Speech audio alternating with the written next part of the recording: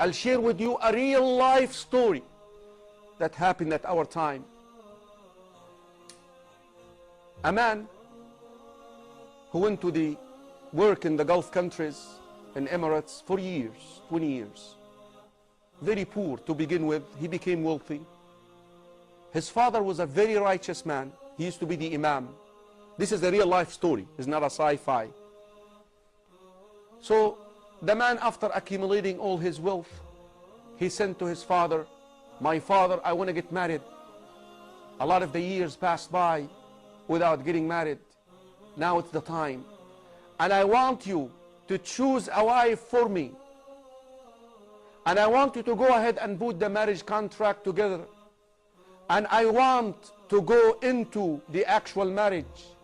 The wedding day, I want it to be the day that I arrive, and I don't want to see her."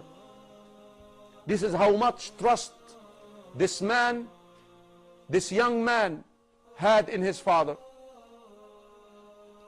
Of course, a righteous man knows that the Prophet ﷺ said a woman is asked in marriage for 4 reasons: wealth, beauty, lineage, and the deen. You better go for the deen.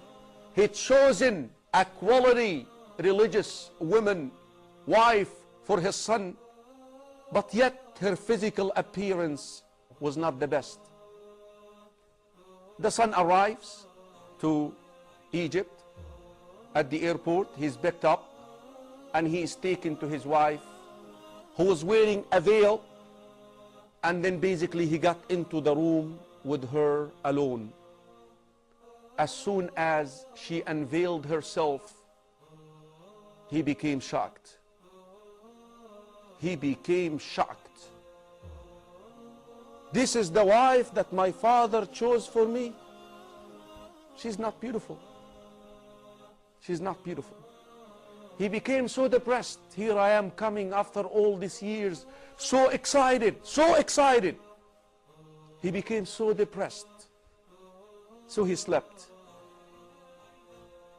Towards the last third of the night, the wife, who understood the reaction of the husband, she tried to wake him up. He refused. She tried again. He refused. And then she sprinkled water on him to wake him up.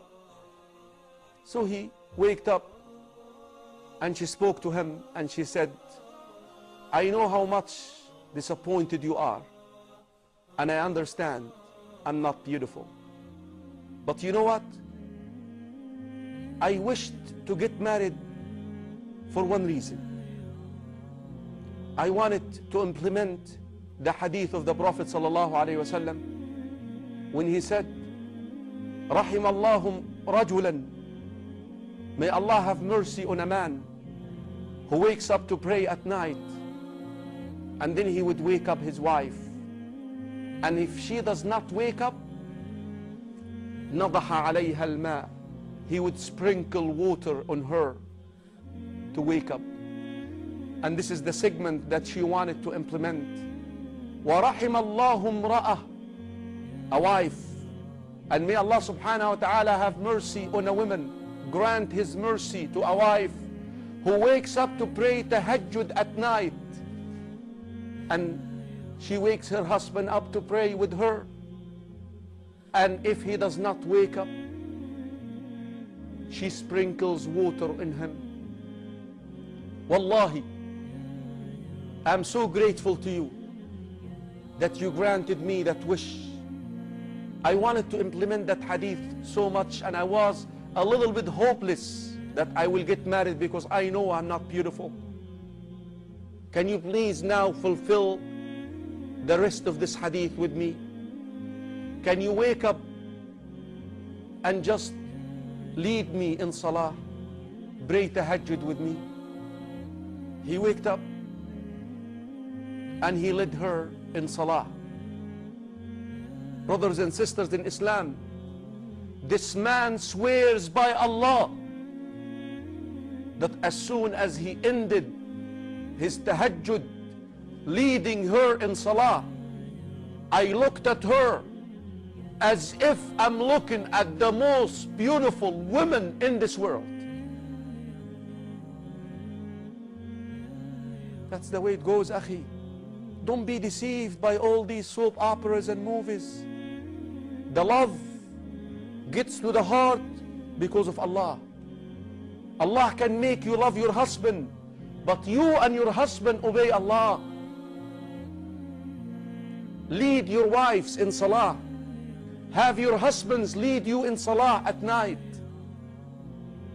This family, brothers and sisters in Islam, they have grandchildren who memorize the Quran, and they are students of knowledge, and some of them are about to be scholars of this ummah.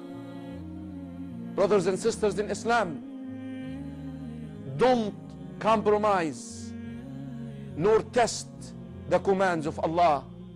If you want to live happily, like they say in the movie Ever After, marriage is a tough institution. Enough that shaitan every day places the crown on the head of a shaitan who separates a husband and wife.